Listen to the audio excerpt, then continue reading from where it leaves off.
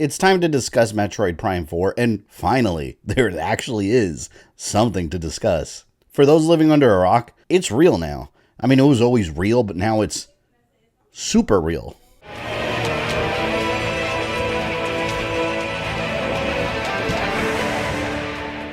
With this video, we're going to kind of go through the Metroid Prime 4 development timeline, and we're going to talk about who this mysterious new / not so new villain is that appears in the trailer, and where it all fits in the timeline. But before we get started, here's a quick shout out to all my Patreon members for your continued support. You guys help make this channel possible and contribute to keeping these videos flowing. And if you'd like to have your name up here too, gain exclusive benefits like sneak peeks, progress updates behind the scenes, access to the Discord channel, and early access to my timeline videos, go to patreon.com/GamerThumbTV, or you can always click the link in the description to get started.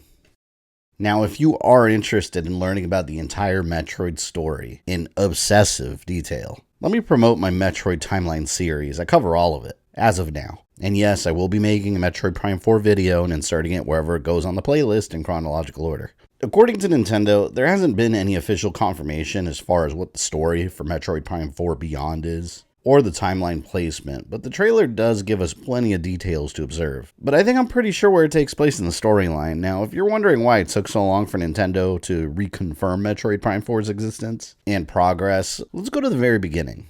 All the way back in 2017, that's 7 years ago as of this year, Nintendo revealed that Metroid Prime 4 was in development, and then it just went quiet. Then 2 years later, in 2019, whatever Nintendo saw in terms of progress made, they just didn't like it. So development restarted from the very beginning, from scratch, with Nintendo producer Kensuke Tanabe and Retro Studios. 2 years of work just down the drain. Since then, outside of some online job listings at Retro Studios and the company changing its banner on Twitter, Nintendo once again went quiet. There was no talk of Metroid Prime 4 besides it's coming at some point. And a couple weeks ago this year, the nuke dropped. Metroid Prime 4 is well underway, and it's coming next year on Nintendo Switch, and I believe Nintendo's next console. We'll see, but it would make sense as a launch title. Now, to understand where it likely takes place, let's do a quick rundown through the Prime series. Metroid Prime 1.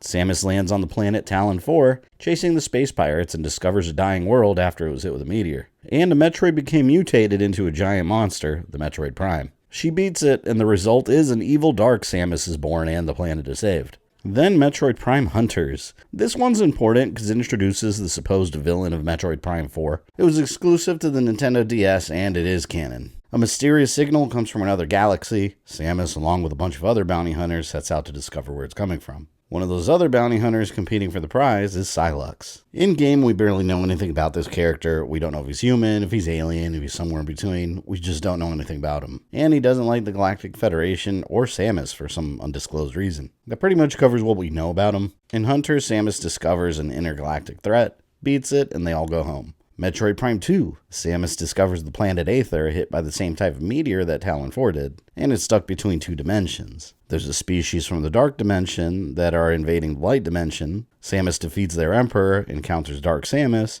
and wipes out the dark version of the planet. Metroid Prime 3. The space pirates are attacking the Galactic Federation under Dark Samus' leadership, and Samus discovers that these meteors are living radioactive seeds that corrupt and destroy planets. And the source of it all is the living planet phase. Samus travels there, destroys Dark Samus, and the entire planet phase. Now here's another important part. In the game's special ending, it's revealed that Sylux is following Samus in his ship. So it seems that he's been tracking her exploits for some time. Nintendo's definitely been trying to build him up to something. Then we have Metroid Prime Federation Force. Yes, it is canon. Yes, it has a full-blown story campaign. But nobody knows that because Nintendo marketed this game horribly. They advertised it like some kind of multiplayer minigame side story. Nobody cared about it. Nobody played it, and it failed horribly. But it might just be the most important one here in order to determine the placement of Metroid Prime 4 Beyond. In Federation Force, you play as a Galactic Federation soldier, part of the Federation Force. The space pirates developed a secret weapon with a giant laser, the Doom's Eye, and captured and mind-controlled Samus. You save her, you destroy the Doom's Eye, and the ending reveals that the Galactic Federation secretly has a Metroid egg in captivity, under lock and key. At this point in the timeline, the only known place that has Metroids left is their native planet of SR-388. In the ending of Federation Force, Sylux sneaks into a Federation base in disguise, and he steals the Metroid.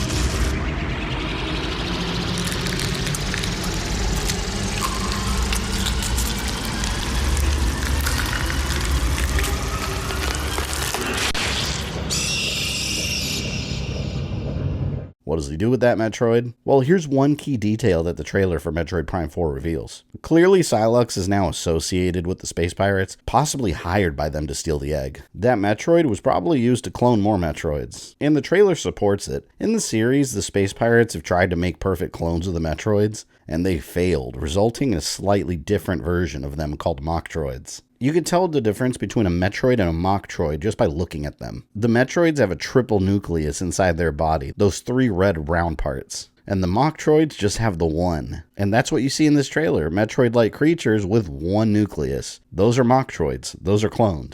So Metroid Prime 4 Beyond has to take place after Federation Force and before Metroid 2 Samus Returns. And what supports that specific timeline placement? Well, look at the status of the Space Pirates here. They're still around. In the Prime series, Samus devastates their numbers. By the end of Federation Force, the Space Pirates have suffered defeat after defeat after defeat. In Samus Returns, you don't even see Space Pirates at all, besides Ridley that got added into the 3DS remake. After that, in Super Metroid, they're in small numbers on Zeba struggling to rebuild. And in Other M, they're just cloned experiments. They're not even the real Space Pirates. For the rest of the series, after Samus Returns, the Space Pirates, they're mostly wiped out. You don't see them anymore. Same goes for the Metroids. Samus wiped them all out in Samus Returns. The ones you see in the remainder of the series are failed clones mostly. Besides the appearance of Sylux and the Mochtroids and the Space Pirates, look at Samus's ship in the trailer. Looks very similar to her ship in Metroid Prime 3 and Federation Force. It's the same ship. After that, from Samus Returns forward, her ship is totally different. And that about sums it up. That's the only place where the timeline placement makes sense for Metroid Prime 4 Beyond. Right after Federation Force, and before Samus wipes out the Metroids and Samus Returns. So a sequel to Federation Force, a prequel to Metroid 2. And we're finally going to discover what Sylux has been up to this whole time. And that about wraps up this discussion. Let me know in the comments below what you think Sylux is up to. And do you think there may be a bigger unrevealed threat that we haven't seen yet? That's the video. Catch you guys later.